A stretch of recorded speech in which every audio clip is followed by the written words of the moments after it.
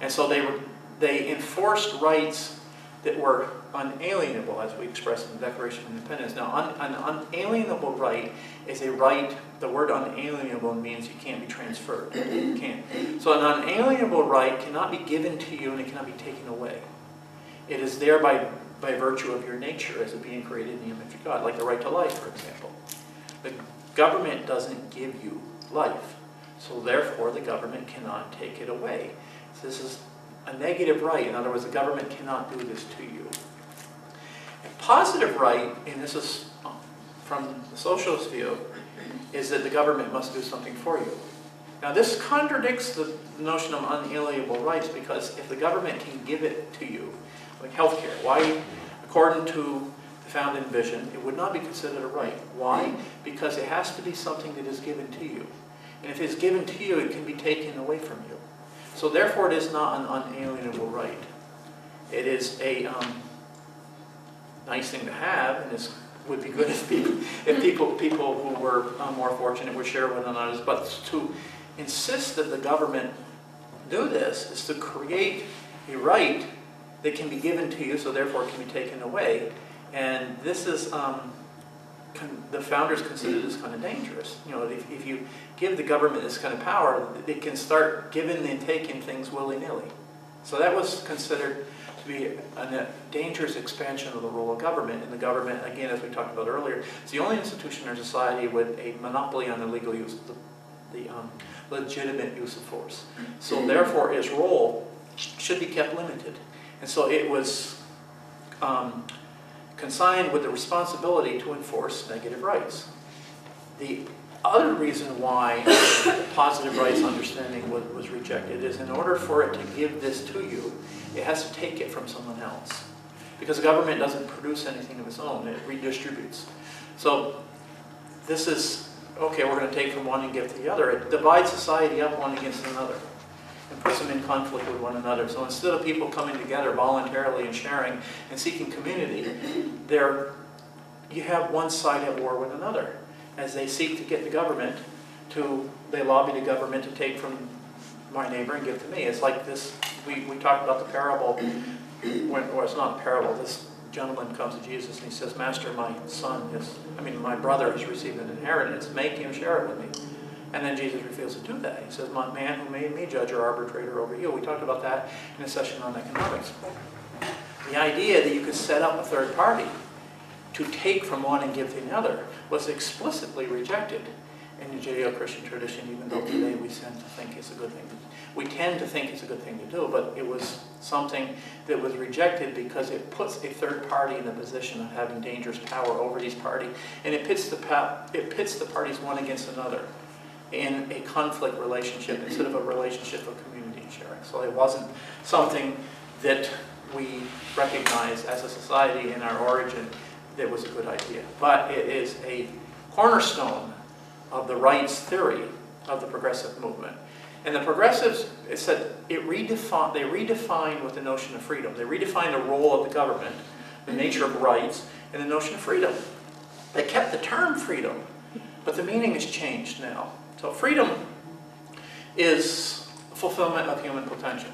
Well, okay, yeah, that's really not so different than what the founders feel, the pursuit of happiness, eudaimonia, the fulfillment of human potential, human purpose. So what's the difference? Well, the human potential is only realized in a social setting. Man is a social being. And so, well, yeah, community, but it is not the community that we're thinking of. It is a collective that is imposed from the top down, because the human being is a selfish being, and they're not going to create this voluntarily through spontaneous order. So they have to be socialized into it. And hence, this is where the word socialism comes from. Socialism is an ism, and it has to do with the social engineering of human nature to create the perfect society. And one thing that really is annoying is this very narrow understanding that's popped up that socialism simply means the government ownership of the means of production. That is a means, that's not an end. You know, as an economic means, and if you look in a dictionary, socialism, government ownership of the means of production, they're confusing means and ends. Socialism is an ism. It is a worldview that talks about the totality of human relationships and how to bring about the public good.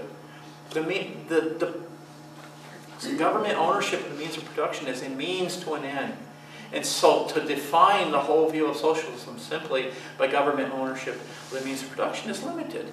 And this is one of the reasons why people say, well, Obama or this progressive or that progressive, they're not socialists because they're not totally taking over the means of production and putting it in government hands, so therefore it's not socialism. But in the broader sense of the word, in socially engineering to society, it is socialism. Because you can, if you stick to that, the means of creating the utopian society through social engineering, then you can change the end, the ends. If you stick to that, you can change the means a little bit. Okay, complete ownership of private property is not so efficient. So maybe if we just control it and manipulate it so that and steer it towards this goal, then we'll allow a little bit of free market activity to go on. Freeing up economic activity and allowing for minimal private property use does not mean it's not socialism anymore, as long as the goal is a socially engineered perfect society. So that's something that I don't think that it is helpful to get so caught up in these narrow definitions that we lose sight of the bigger picture, because there's a lot of isms that come together under this socially engineered vision. And so we get, well, do you have a government ownership of property or government control? Is it fascism? Is it so? Quibbling over means. The problem is the ends. Are we going to socially engineer this utopian society, or are we going to allow the spontaneous order to take place? That's where we need to focus our attention, because a lot of these collectivist ideologies have the same ends in mind, and they quibble over means. And then they make this distinction between one and the other, when the overall vision really isn't all that different.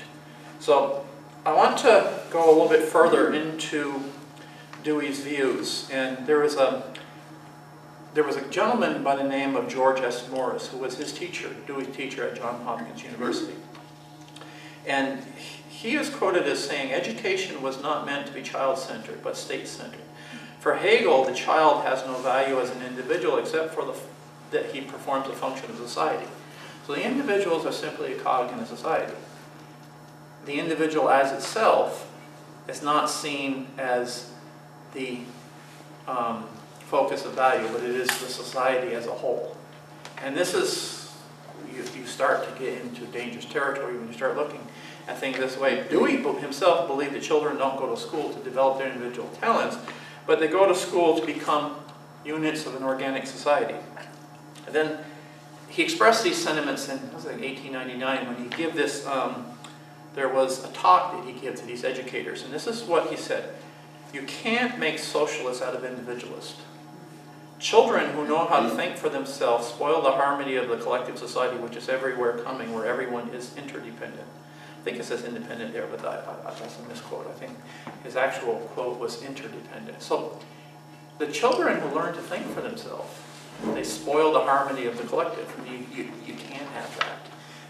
So you have an approach to education that has to squelch individual initiative and this individual ability to think for himself. Now, we've talked a lot about educational reforms. It's going to educate the system, or reform the system so that we have better educational results. But before we can reform the system, we have to look at what we expect out of education. And the progressive education movement was designed in such a way to create, as a goal for education, to socially engineer the kind of thinking where people are going to be organic units of society. So if your goal is to create individual excellence, academic excellence, moral excellence, then but the goal of the system is to create organic units of society, then it's kind of hard to reform the system when your definition of what you expect out of an educational system doesn't match